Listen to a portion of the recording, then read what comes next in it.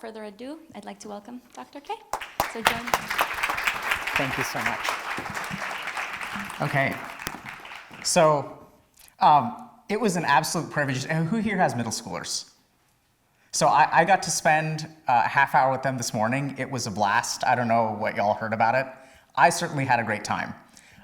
So thank you very much for the introduction.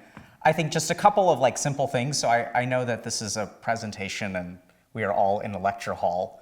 But if you guys have questions in the middle, I'm here for you. I'm here to just talk to y'all about what I understand about video gaming, hopefully give y'all some tips and some guidance on how to help your children develop a healthy relationship with technology. But one of the things I've learned as a psychiatrist is that the questions that y'all have matter way more than what the expert has come to bestow upon you. So fair enough, right? So if y'all have a concern or a question, or you're like, actually, can we stop here? I have a question, my kid does that. Just raise your hand. I'm really here for you. And huge shout out to Joe and the PTA for making this happen. Bird, my awesome agent, who I'm meeting for the first time. The book is a book because of Bird. So thank you all very much. And let's just have a good time because it's Wednesday evening and our kids aren't here and maybe we can just hang out for a little bit. Sound good? Okay. So just a little bit about myself. I think that y'all got the bio, but here's kind of the real version. So I grew up, I was addicted to video games, struggled a fair amount in high school, but it wasn't that bad. And then when I went to college, I basically failed out. I had less than a 2.0 GPA after my first year. Just skipped my Spanish final because I didn't feel like going and I was playing Diablo 2. And my parents tried everything. So my parents are good, loving parents, first generation immigrants from India, both doctors. And so, they tried everything. So they tried tough love, they tried being really supportive, they tried whatever they knew how to do. And I think one of the things that we're seeing, which is really scary for parents, is that we're just kind of outgunned. Right? So we have all these devices that are being developed by billion-dollar companies, multi-billion-dollar companies that are employing psychologists and psychiatrists and neuroscientists, behavioral economists to figure out how to optimize your children's eyes on the device. And so my goal here today is to try to level that playing field and help y'all understand what is going on in your child's brain and in your child's mind so that you can help them develop a healthy relationship with technology, and more importantly, you stop being the bad guy, okay? So one of the key things that I learned when I was practicing more traditional addiction psychiatry is you can never be sober for someone else.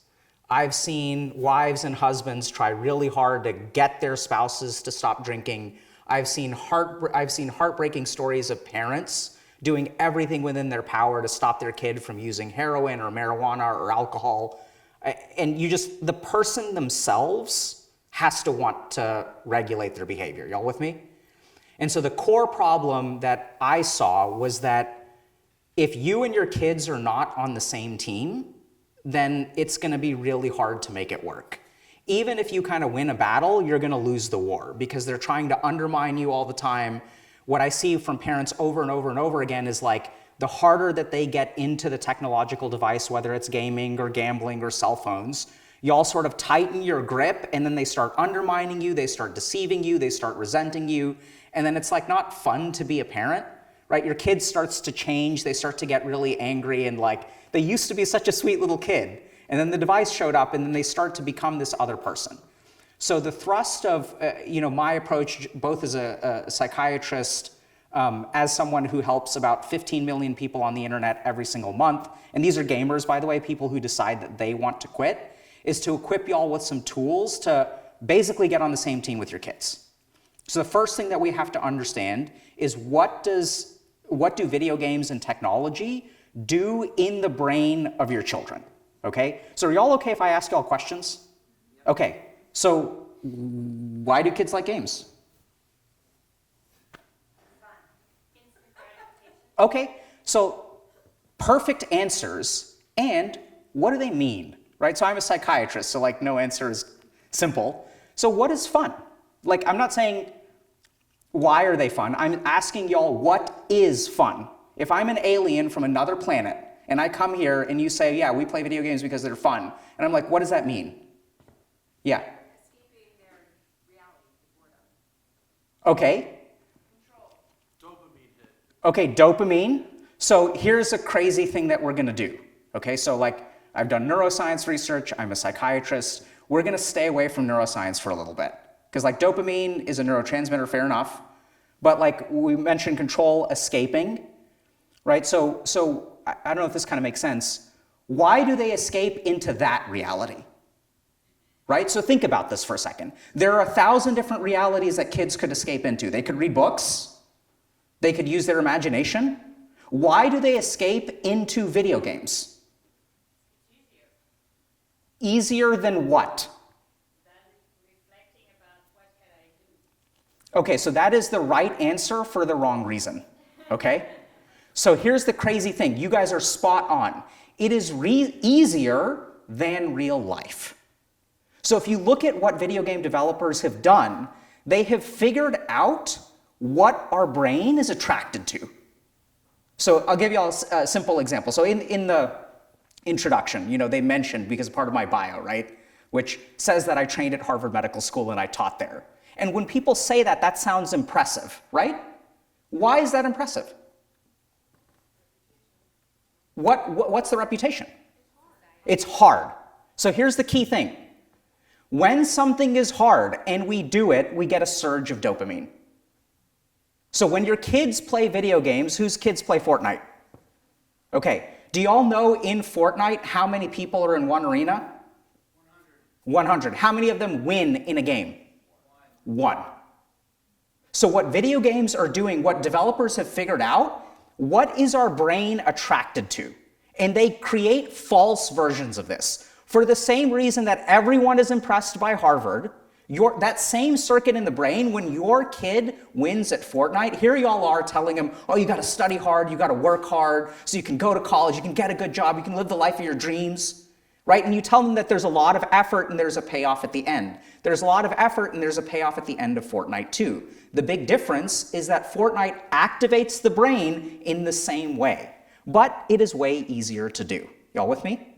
So this is what I want y'all to understand about video gaming. The reason your kid is into the video game is because all of the things that you want them to do, that we are all wired to do, that we have come to value as a society, the video game lets them do that just easier. Okay? So in addition to accomplishment, right? Because video games are hard. I don't know if y'all know this, but like video games are hard. Why are they hard? Does this make sense? The game designers could make them easy. You could hit one button, you defeat the final boss. Why don't they do that? It'd be boring. So they've figured out how to titrate the difficulty of the video game to be perfectly suited to your kid. Now, how can it be perfectly suited to your kid? Who here has kids that don't play Fortnite? Okay, so now we have 10,000 video games, and out of those, not 10,000, 100,000, 200,000, and out of all of those video games, your child will end up self-selecting to the difficulty level that they find dopaminergic. Y'all with me? So first thing is we tell them, oh, you need to work hard to accomplish things. Video games give a sense of accomplishment. Second thing, someone mentioned control, spot on. This is why I love talking to parents, because y'all know your kids. That's what we're gonna lean into. So video games give a sense of control. Who here has kids that play Minecraft? What do they do in Minecraft?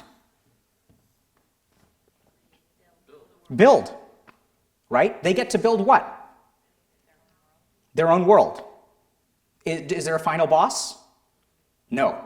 So here you have a kid, right, who is unlucky enough to be my kid. And they have a parent who says, go to sleep on time, wake up on time, do your homework, go to music class, meditate, do yoga, don't watch YouTube. So you have these kids who have an emerging sense of autonomy. And when I'm sitting here and I tell y'all, wake up on time, do this, do that, we wouldn't have it. We wouldn't have it for a second. We human beings, especially in America, we love autonomy, right? And so your kids are also biologically driven towards autonomy. But guess where they get more autonomy, at home or in Minecraft? So they're into Minecraft. Okay, so there's a sense of control, there's a sense of accomplishment. The very values that we are instilling in our children, video games give them an easy version of. Does that make sense? Third thing that we're going to talk about is safety. So video games are incredibly safe, especially for kids of y'all, that we're talking about, like y'all's kids, middle schoolers, high schoolers. So I got bullied a ton when I was in elementary school, middle school, and high school. So school can sometimes be an unsafe place. I think Joe and them seem to be doing a great job. Some of the happiest kids I've ever seen, great participation.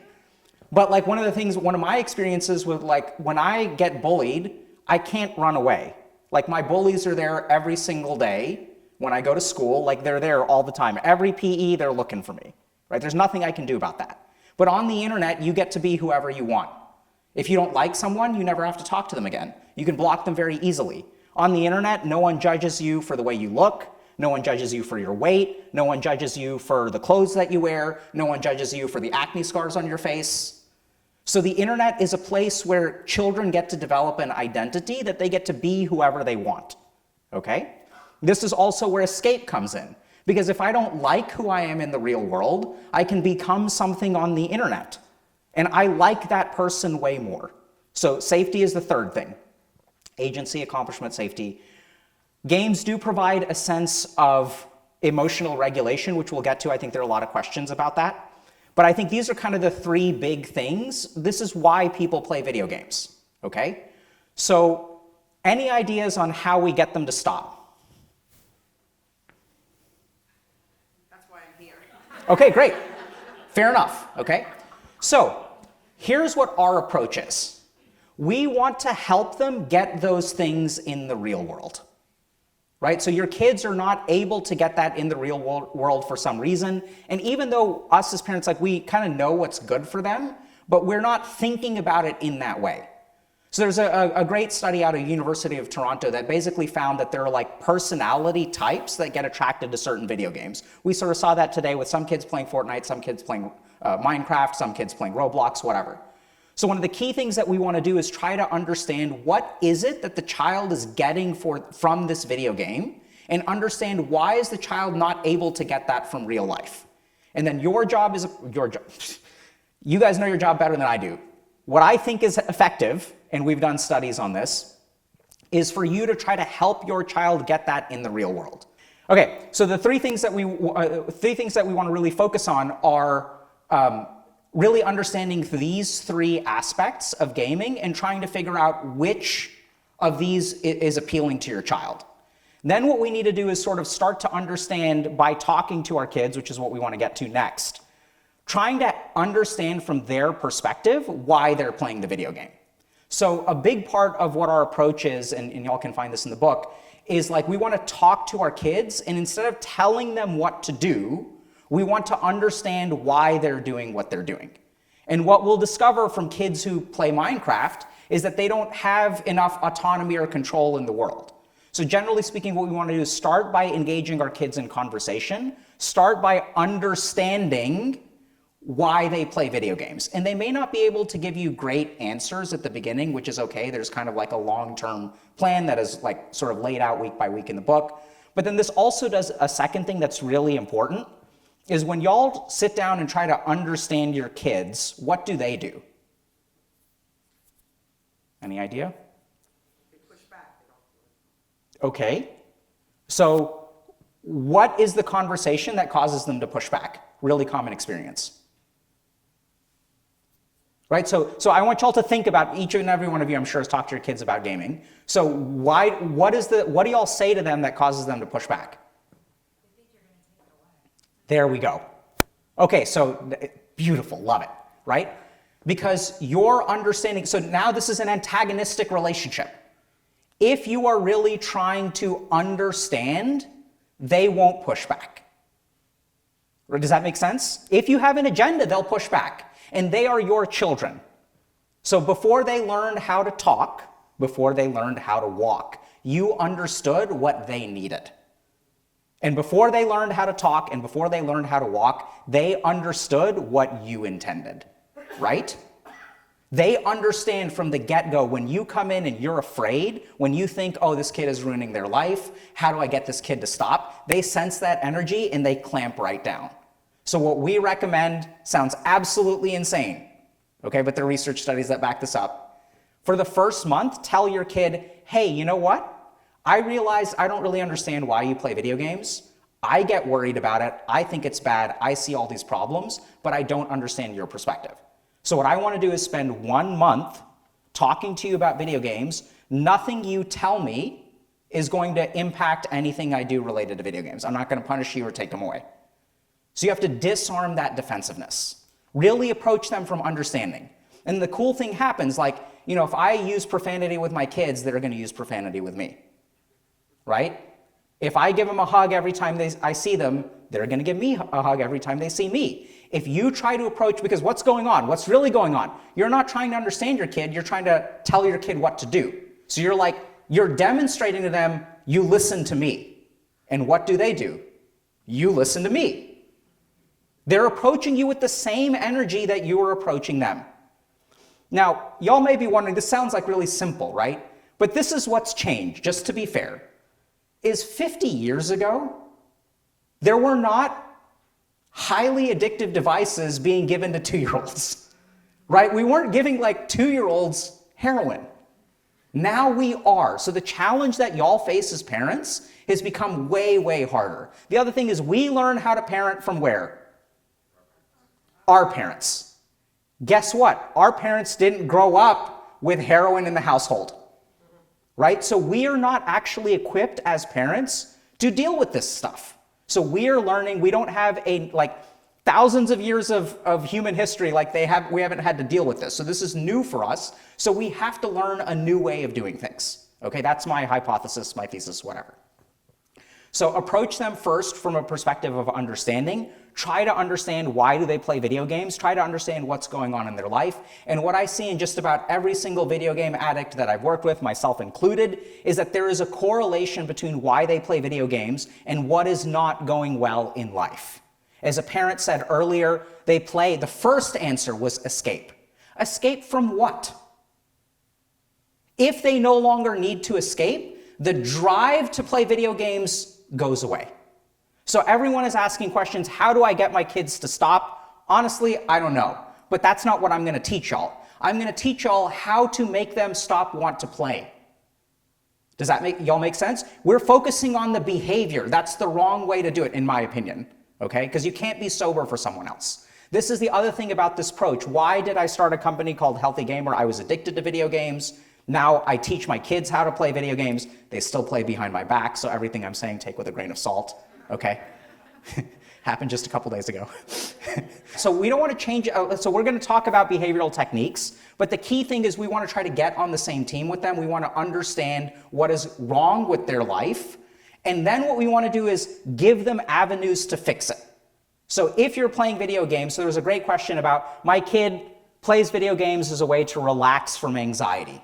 And so a lot of parents are concerned, okay, is it a healthy coping mechanism? Is it a healthy way to decompress? Or is it a problem?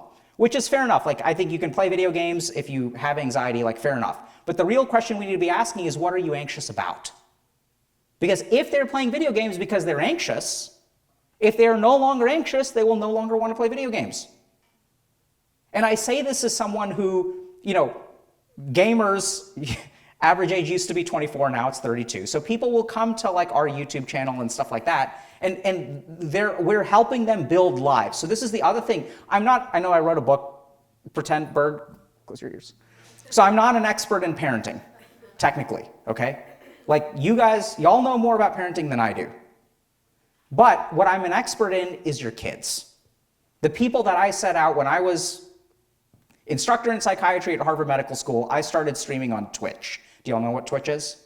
The reason I started streaming is because there was a generation of predominantly young men who no one was helping. They were on Twitch. They were wasting all of their lives in front of a computer, 25 years old, still living with mom and dad, don't have a job, don't have a girlfriend. This was back in 2015, by the way, okay, that I really saw these problems. And I set out to help the people that your kids would become. That's where my expertise comes from. And now the question is, from working with thousands of people who were addicted to video games, what can we teach their parents to prevent that from ever happening? So understand why they get attracted to the video game, understand what is going on in their life that they need to escape from, and they won't open up in that way if they think you're going to take away their video game. The whole idea is to be on the same team. So now let's get on to a couple of practical things. If y'all want to ask more questions about that, we can. But I think, really sitting down and talking to your kids, like even if they're young, is really important. Just what do you like about the video game? Help me understand the video game. Can I play the video game with you? Sort of like really joining them. And it's not about like, the key thing is to disarm that defensiveness, because if you approach them with openness, you're modeling that behavior and they'll kind of meet you halfway. You'll be amazed at how their behavior changes when they know that you are not the enemy. So now let's talk about how to be an effective enemy and set boundaries, okay? So the other thing that we want to do is we want to notify our kids. So there was a question in here about like, how do I, if things get really bad and they're playing too much, how do I know when to go like cold turkey and like take the video game away from them, right? So this is oftentimes the problem that parents face. They're like, they're not listening, they're not listening, they're not listening. I got to take it away. So the story that I hear over and over and over again is, hey, dinner is at 7:30, come down at 7:30. This is at 5 o'clock. You tell them, hey, it's 6 o'clock, wrap up your game, dinner is at 7:30. 6:30 rolls around, hey, you've got an hour left, come down at 7:30. 7:15 rolls around, hey, you got to come down in 15 minutes. 7:30 rolls around, hey, it's time to come down. 7:45 rolls around, hey, it's time to come down. Sounding familiar? 8 o'clock rolls around, they're still not down. You go up there, you blow up at them, you're like, oh my God. You unplug the power and you're like, ah. So in this moment, this is going to be a hard question, okay? Unless y'all are psychologists. What are you teaching your kid to do? Huh? Push the boundary, not listen. Where is the boundary that you're setting? Not never, right? Because you do show up. What are you training them to do? You've told them to stop 15 times. To play until you take it away. So, this is why it's so stressful to be a parent, because they find the point that is right 99% to explosion. And that's what you're training them to get to. So what is your experience as a parent like? When you're at 0% explosion? Nothing. 50%? Nothing. They get really good at detecting when you are gonna, pardon my language, lose your shit. Right? That's what they look for. That's what you're training them for. That is literally the behavior that you're reinforcing. If you get pissed, then they will listen. And what does this create? This creates constant, you're pissed at them, they're on the defensive, completely not, we got to do it a different way, okay? We agreed? Okay? All right. So instead what we want to do is let them know, hey, so here are some responsibilities. So we've like listened to them for a month, okay? So here's what I understand. I understand that you have like these goals and stuff, like let's problem solve around how to get some of those things going. Well, there's more details about that in the book. But then what we want to do is tell them like, okay, now changes are coming. And I would like you to be part of this dictatorship as an advisor, right? So it's not a democracy, okay? No democracies in my house. It's a dictatorship between me and my wife. We're co-dictators. But you want to let the kids know, like, hey, I understand this is important to you, so you tell me what kind of gaming you want to do, what's important to you about gaming. So I'll give you all a really simple example. So a lot of parents will ask me, how many hours a day is okay? So who here has like played video games, really loves playing video games? Okay, awesome. There's one in the audience. So when you play video games, do you like playing for 1 hour a day? What do you like? 1 hour? Okay. Wrong person to ask, I guess. So like, I don't know if y'all have played video games, but like, I mean, I used to do these things called LAN parties. Does anyone know what a LAN party is? It's when before the days of the internet, I would lug my PC and monitor and keyboard to a friend's house. We would hook everything up over a local area network, and we would play from dusk till dawn. We would refuel on Taco Bell, and we would play again.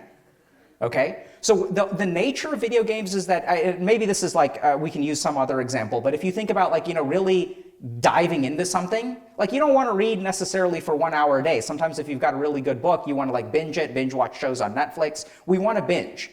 So one of the key things is when we have these conversations, many kids will say like, I don't want to play 1 hour a day. Like, so I'll ask my kids, so the total is 7 hours, right? So if we kind of say, okay, if it was 1 hour a day, 2 hours on weekends, maybe it's about 10 hours. Would you rather play like, let's say that I order you pizza at 7 p.m. on a Friday and you get to play till midnight. Would you rather have that or like 1 hour a day? So this also changes the way that you are fighting with them. Instead of daily fights, it's like suddenly instead of cutting things off at 1 hour, which is a battle, like mom or dad shows up with a pizza and Mountain Dew and just go ham. You become the good guy. Y'all are on the same team. So you want to talk to them about which kind of gaming they like, right? We want to support those kinds of things, but then they have to do their part. So this is where what we strongly recommend is you let them, you explain to them, right? So this is where now that you've understood, now it's their turn to understand. So don't worry, I got your back, parents. It's not just all about, understanding them. So then you kind of let them know, like, look, my job as a parent is to make sure that you do these things. If you do those things, then you can game. It's totally fine. So that's kind of the approach that we take, is it's not a certain amount of gaming that they're entitled to, that they've negotiated with you.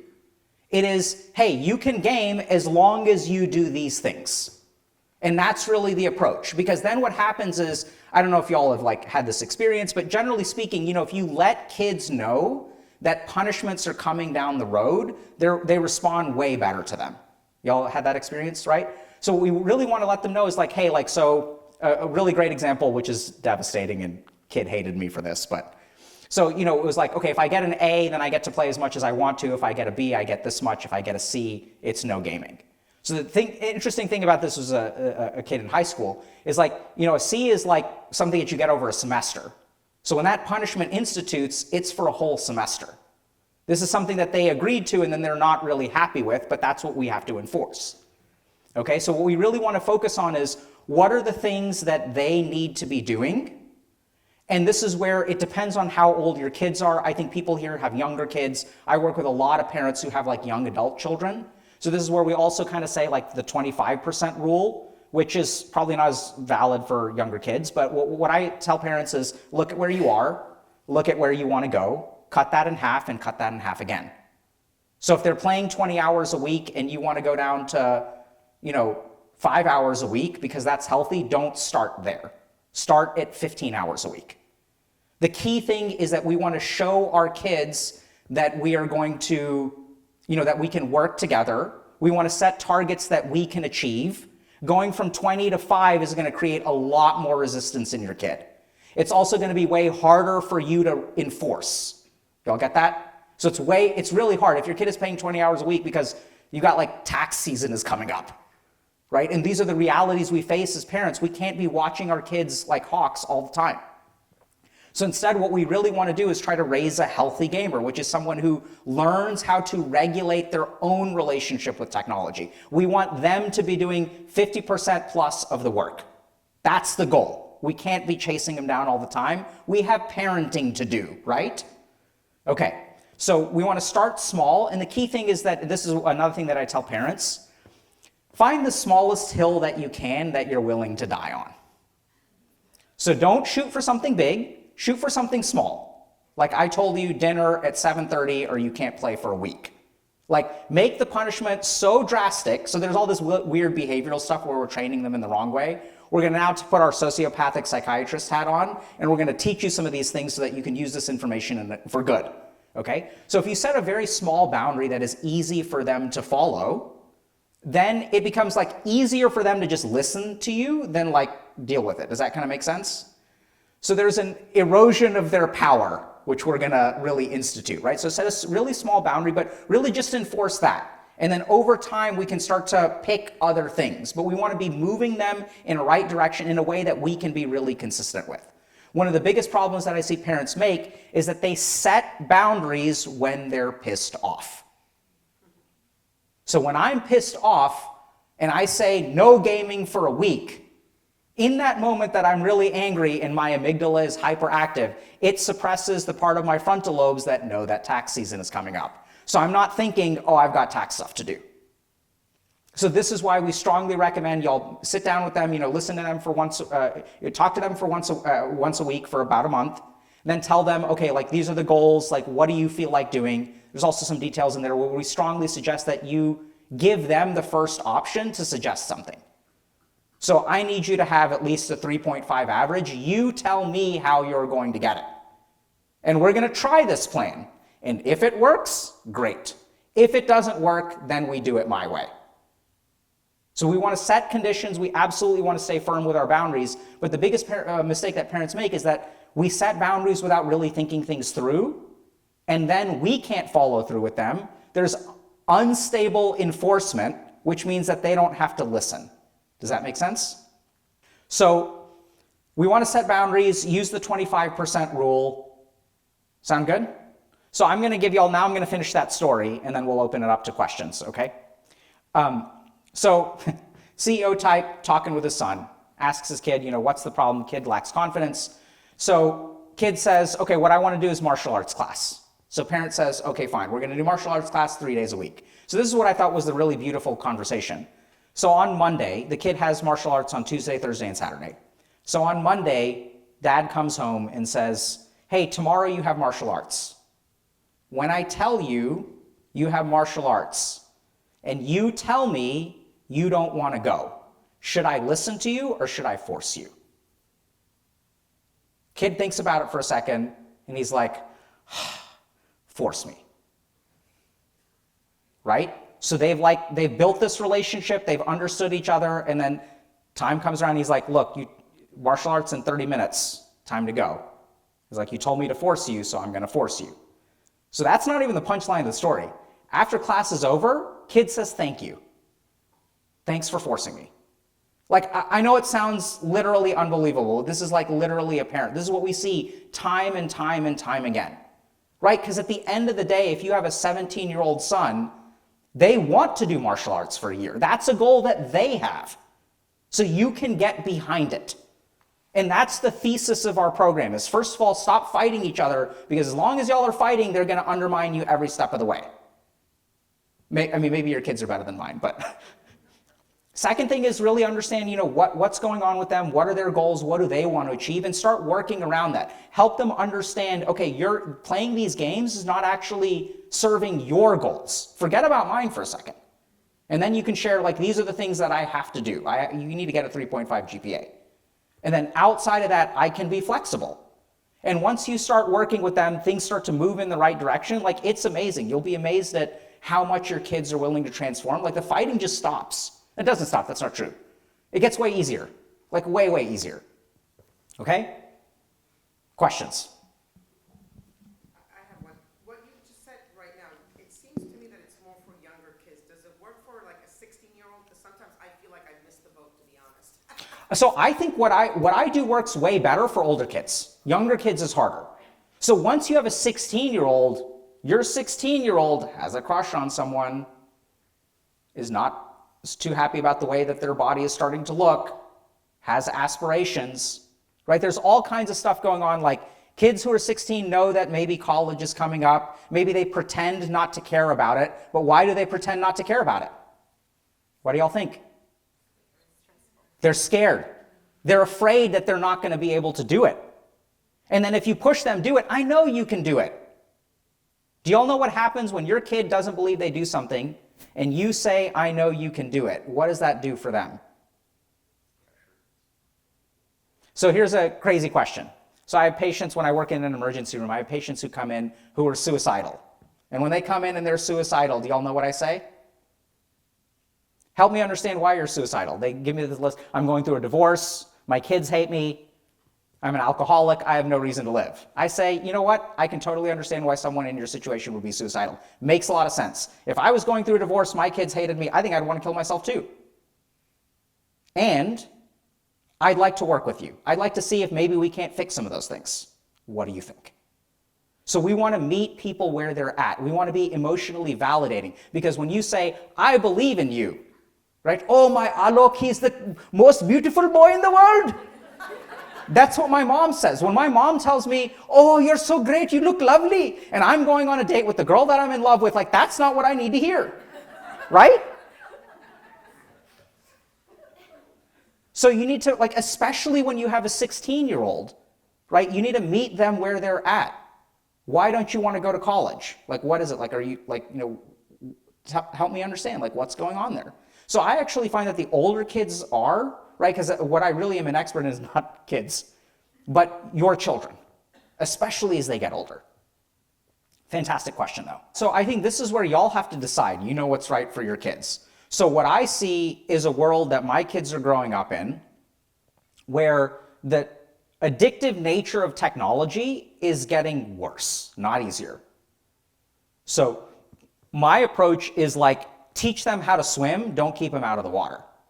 That's why we're I mean, there are lots of people who are like anti-gaming and stop gaming and stuff like that, right? So as parents too, when something is harmful, we want to take it away from them. And like, there are a lot of reasons to do that, right? If we're talking about like heroin, right? We don't want to teach them how to be healthy heroin users. But I think technology and gaming is different because there are lots of questions about, you know, it's a normal part of thing. 98% of people under the age of 30 play video games. It is their form of social interaction. So it's a really easy way to ostracize your child if you don't let them play video games. So I think it's absolutely about teaching healthy technology habits to prepare them for the world where right now we have Meta and we have Amazon and we have Google or like whatever, right? And companies are only going to get more sophisticated over time.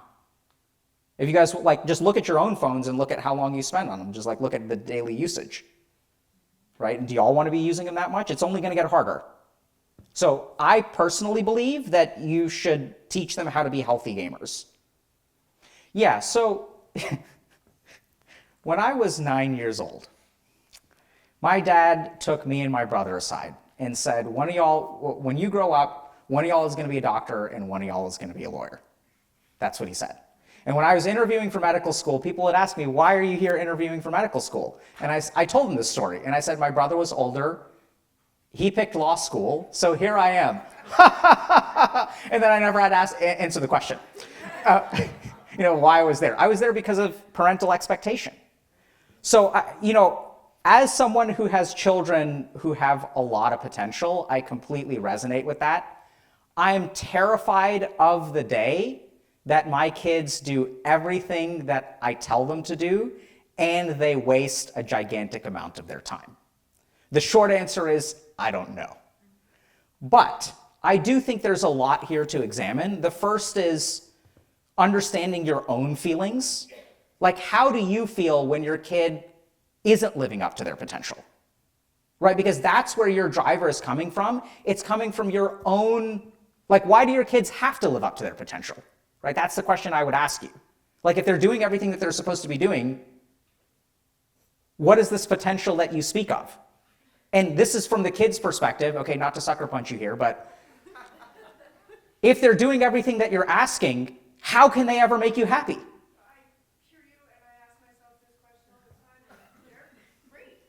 Yeah. What's the problem?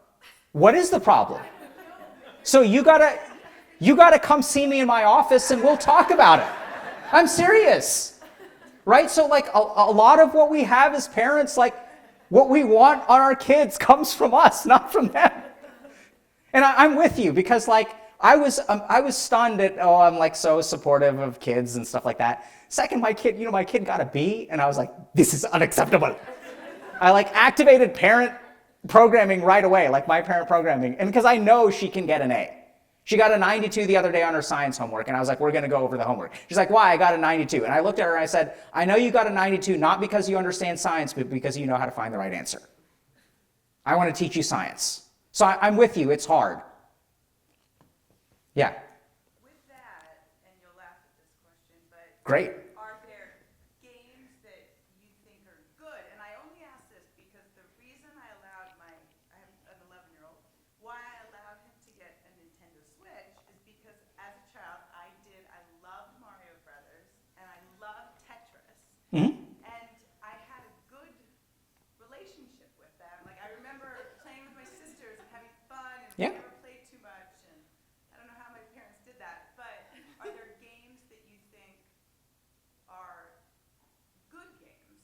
Yes. So first, let's clarify how your parents did that. The reason they did that is because Tetris was made by one person, not a mega corporation investing billions of dollars to try to add microtransactions and loot boxes to Tetris. Okay? Right? So they had an easier problem. So interesting thing about Tetris has been shown in studies to prevent the development of PTSD, post-traumatic event. Okay, that's one thing. Second thing is in 2015, the US Department of Defense did a study on soldiers that played video games versus didn't play video games. Turns out soldiers who play video games have a 15 to 20% higher something called fluid IQ, which is problem-solving IQ when faced with new situations. So there are absolutely situations in which video games can be good. That's why we're Healthy Gamer, not No Gamer, right? That's why our approach is, first of all, build an alliance. Second of all, make sure they're doing all the things that they're supposed to be doing. Third of all, make sure that their fundamental psychological needs are being met in real life, not the video game. And then for whatever is left over, go for it, right? I still play video games, but I do so after I edit this chapter for Bird. Right, so that's what the goal is, yeah. Where do you stand on, in terms of like controlling Wi-Fi or setting up screen time and things like that, or using the technology to stop the technology? Yeah, so I think those are all great, but as adjuncts to what you're doing, right? So I think that the conversations are the most important, and then we also have to understand that the kid's brain is working against the kid and you. So we don't want to set our kids up to fail by giving them easy access. But what I see too many parents doing is using Wi-Fi restrictions as the method of intervention. So these underlying fundamental relationship things are like the most important, and then we should absolutely use fire to fight fire. Yeah? How much is gaming today just like a gateway for gambling? Huge. Okay, so this is really fascinating. I told this story to your kids, by the way. I think they liked it. So y'all know that advertising gambling to children is illegal, right? Has anyone here heard of Kick? Who here has kids that watch streamers or content creators or YouTubers? Okay.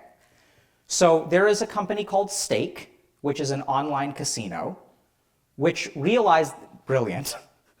This is what we're up against, okay? So they realized that advertising to kids is illegal. But you know what's not illegal? Paying a streamer like myself to gamble online while kids watch. So every football game that you watch is not technically an advertisement for football. And yet, when we watch a lot of football, we want to play football, theoretically, anyway.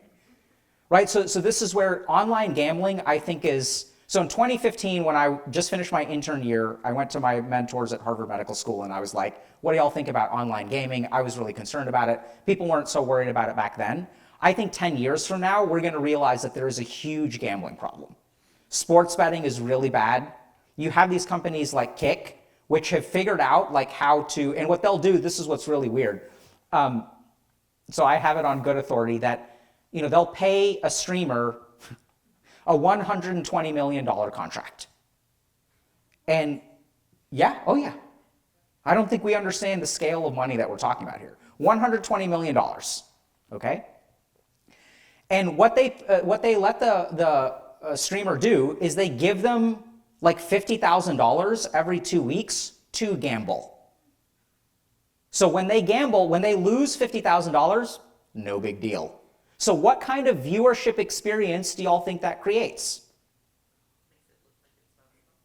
Because it's not a problem. And occasionally, those $50,000, right, we're placing bets of 1,000, 2,000, 3,000, they turn into 100,000. We're up, right? So there's 20,000 people watching. We're up from 50,000 to 980,000. Are we going to go double or nothing? What's happening in the audience? People are flocking in. They're texting their buddies. Everyone shows up. $980,000. Is he going to lose it all or is he going to double it? This is what's going on. So it's not just that. There are other things that are going on that are even like equally devious. So it's not just gambling. So there's different kinds of gambling that's not technically gambling. So I think like crypto casinos are huge. I don't know if y'all like follow any of this stuff. Where like, and then I've worked with people, really sad situations of, this is now, we're not talking about kids, we're talking about people our age who, like hear about Wall Street bets, if y'all know GME, Diamond Hands, any of this stuff, internet memes, no, okay. So there's a group, yes, one person's nodding in the back, right? So there are these like whole subcultures where people are like picking stocks that are meme stocks. Have y'all heard of meme stocks? And like Bitcoin and all these meme coins? right? So you have all these like weird other things that are basically gambling, that are not even technically gambling, that our kids are getting into. I know it's like I'm telling you guys all this stuff you all know, but your kids know. Go home and ask your kids what a meme coin is. If they're like in second grade, they may not know. But if they're in like middle school or high school, they probably know what a meme coin is. So yeah, like gambling is a huge, huge problem. There's all kinds of loot box mechanics. There are a couple of other things that gaming companies do. So if you had any kid that asks you for the currency of the game, right? So they institute this where they have their own in-game currency that's like a currency, like the peso, but it's like Robux. And so when your kid is like spending 1,000 Robux, no one knows how many dollars that is, right? So they have a lot of sophistication, which they kind of do this Darwinian A/B testing, where they'll like test like, what is the right ratio of Robux to dollars, and then they'll implement that. So there's all kinds of stuff going on, which I could tell you all stories if you all want to hear, but yeah. I have a follow-up question to what your publisher was asking you before. Can you give some guidance on how to have a conversation with your kids about people trying to get in touch with you?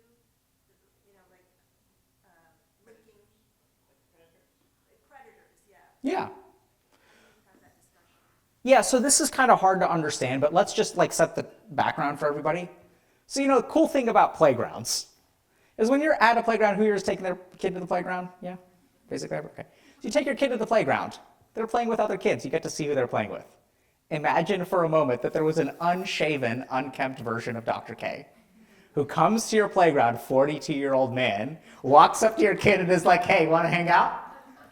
This is what is literally, this is what is happening on the internet. You have no idea who your kids are hanging out with. The other thing is it's really hard to tell them there are online predators out there, right? Because then if I ask you, you say, okay, so like you say, hey, there are online predators out there. I was like, show me. Where? I hang out with these people all the time, right? So I think that there's a lot of fear and paranoia because like, you know, when I queue up for online games, like sometimes they wind up with like Dr. K on their team, right? Which is like not all bad. Like, I mean, I remember I was playing like a 16-year-old kid and his mom was like, it's time to go to bed. And I was like, bro, you should go to bed, right? Like, trust me. So I think that there's a lot of legitimate concern. And I think we underestimate the relationships that we form on the internet. So when I was 15 years old, I started playing StarCraft with someone named Error. That was his name on the game. And I met him for the first time 12 years later at my wedding. Right? So the interesting thing that I think a lot of parents don't realize, and this is another huge thing about the internet, is it gives us a sense of community. So when I graduated from high school, what happened to my friends? What do y'all think? And I went to college. What happened? Grew apart. When I graduated from college, what happened to my friends? Went all over the place. When I finished med school, what happened to my friends? Guess who I still hang out with? So the thing about the internet is you take your friends with you wherever you go. So I think this is where the right answer is like a conversation with them about, we don't really know who these people are. You know, what do you like about these people? How do you feel about these people? Have they ever said, I think a couple of good questions are, have they ever done anything that's concerning to you? Like asking that kind of question is really helpful. And then sort of saying, if they ever do anything that bothers you, please let me know. Another really great tip that I strongly recommend, who here has kids who have headphones when they play online games? Use speakers. Why? Yeah. And what are they saying? Cursing, yeah. Cursing is on the easy side, right?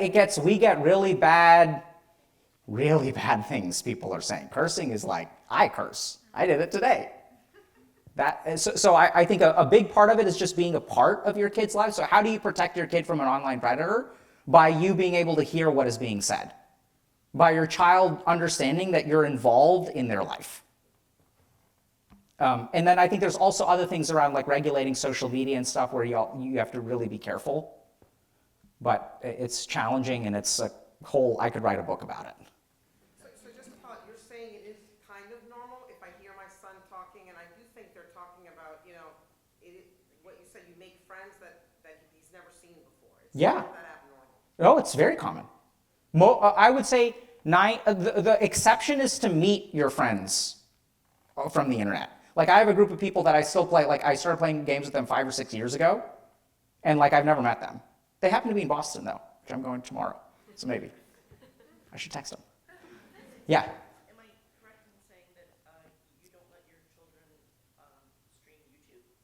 So they play video games, but they're not watching YouTube? Is that Yeah, so I do, well, so streaming YouTube is one thing, but I tell them to stay away from YouTube. I'm okay with them doing Netflix or Disney or whatever, but YouTube is really, so I tend to keep my kids away from algorithmic content.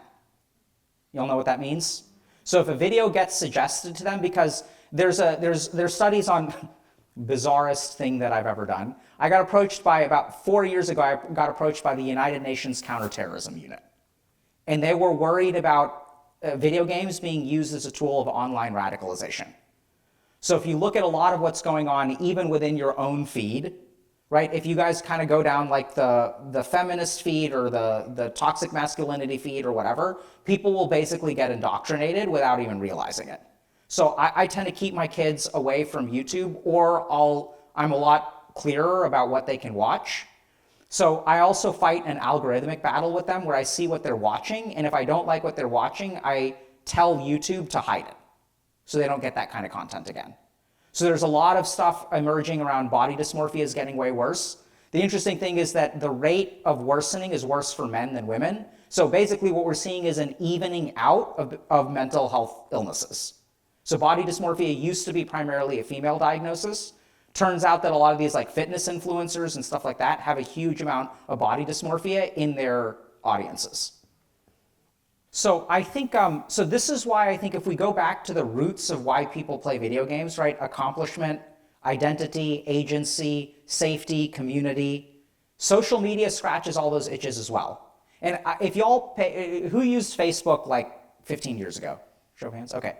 So if you guys look at social media, look at how it's evolved and ask yourselves, why is Facebook no longer Facebook? Why is it Meta? Why did they acquire Instagram? What are they looking for? And what you'll find is that over the trend of social media and gaming, we are checking more of these psychological boxes, right? So now to have a certain number of friends on Facebook is an accomplishment.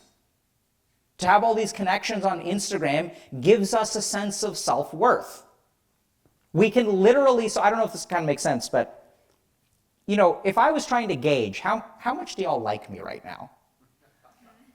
I can't tell, right? I can't tell.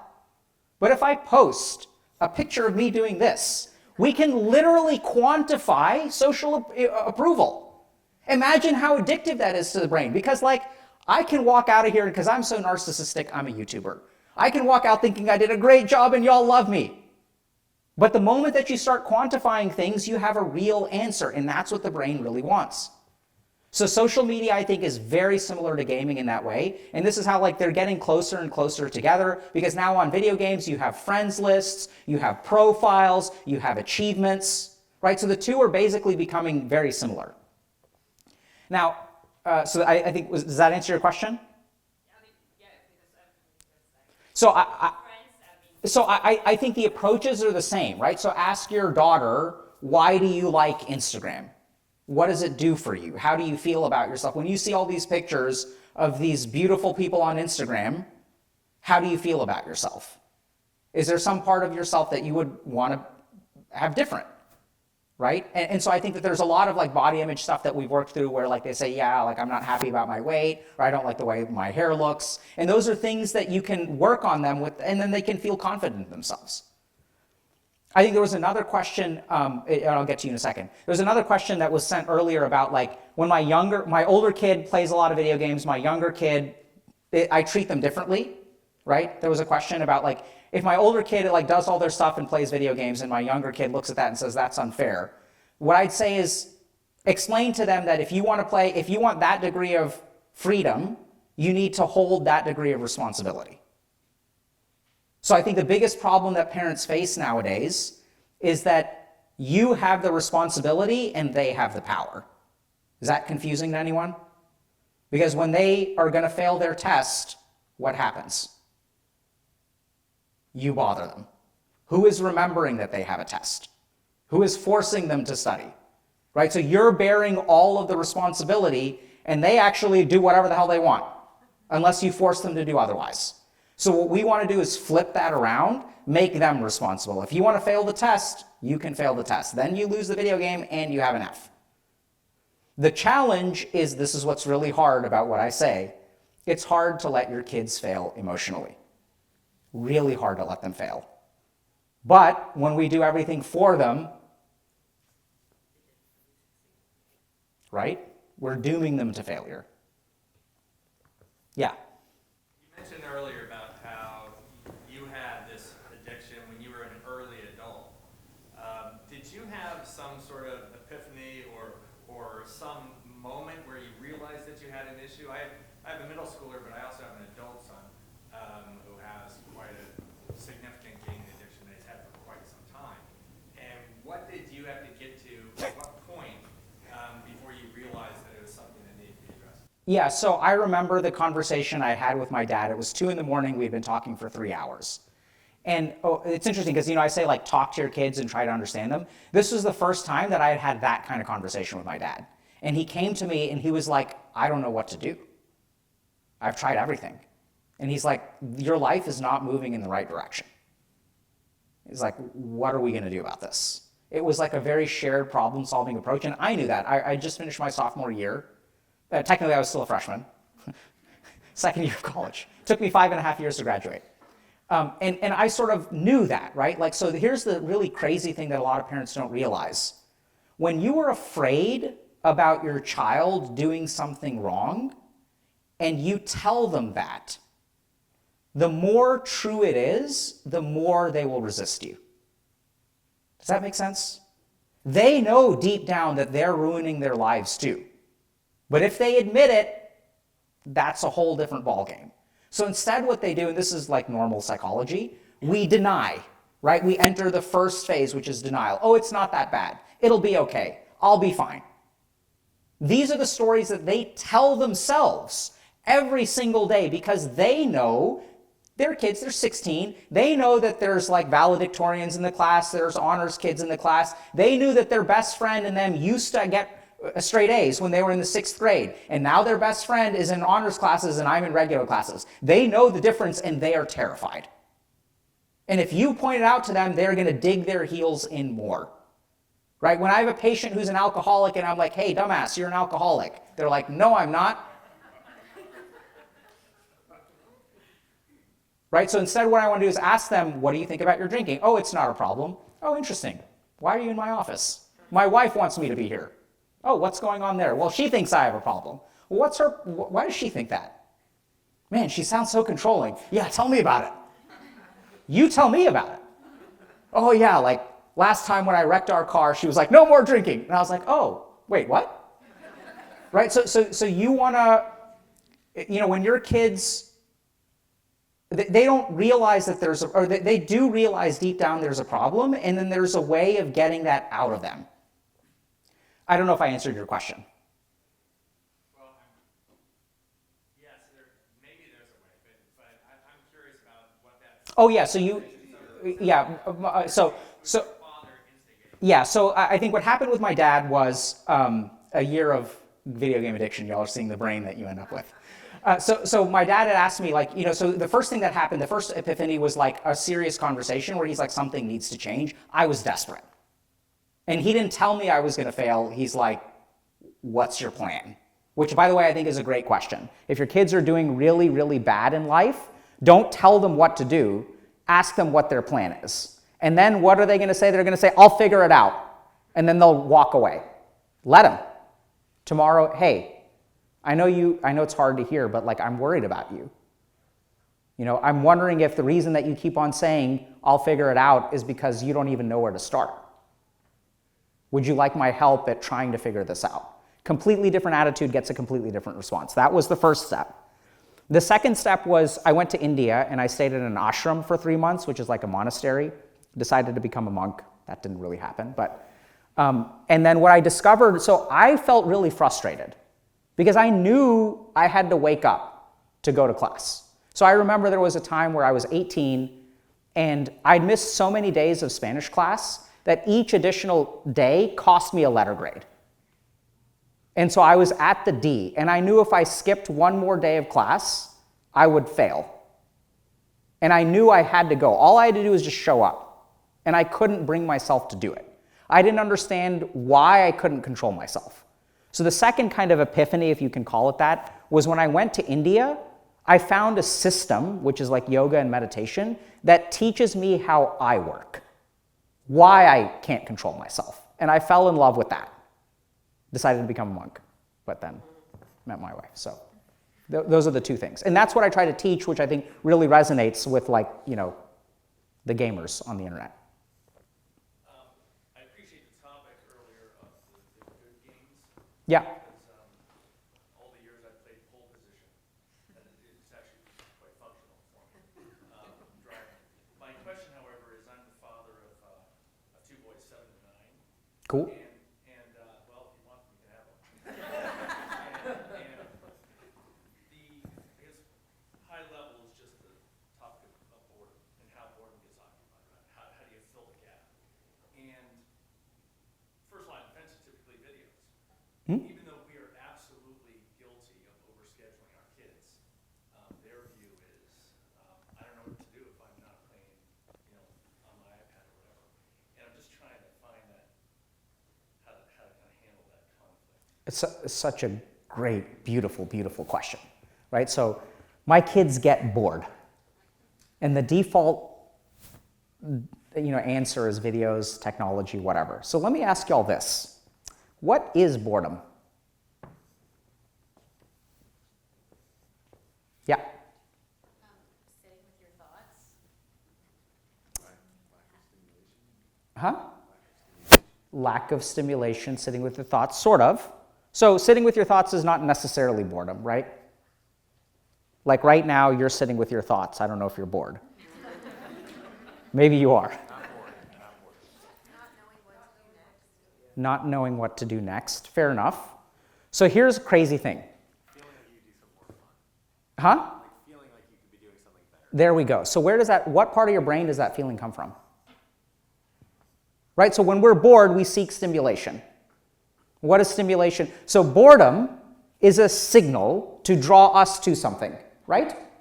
What does hunger draw us towards? What does thirst draw us towards? What does boredom draw us towards? Huh? Video games. What else?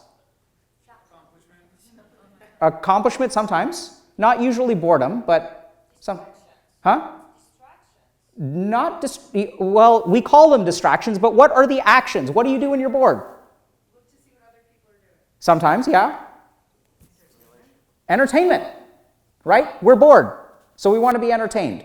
When we're entertained, which part of our brain is active? Dopamine. So this is what I want y'all to understand. Boredom is a craving for dopamine. Y'all get that? Wild. Absolutely true. It is our subjective experience of a part of our brain that is hooked on dopamine. So here's the crazy thing. When an alcoholic is withdrawing from alcohol, how do they feel? Terrible. When we are starving, how do we feel? Terrible.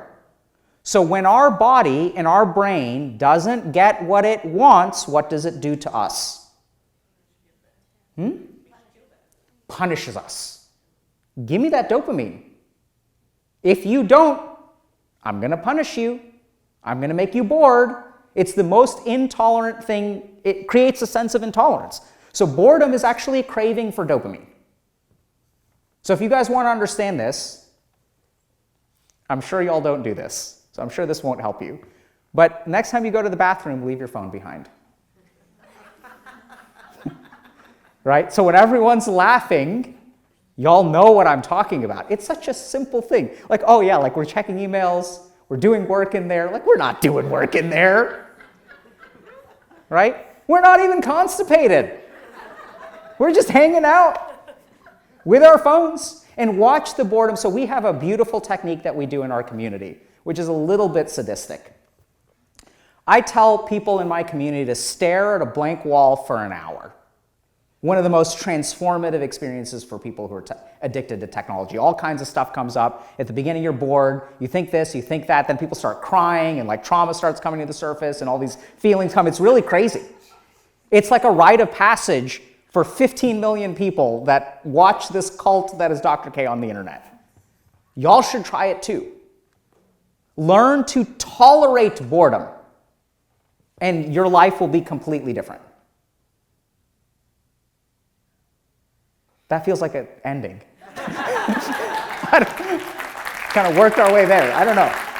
Right? Doesn't that feel like we're kind of done, I guess? Okay. How are we doing on time? You're good. Okay. Thank y'all. Dude, this is fun. So much better than playing video games.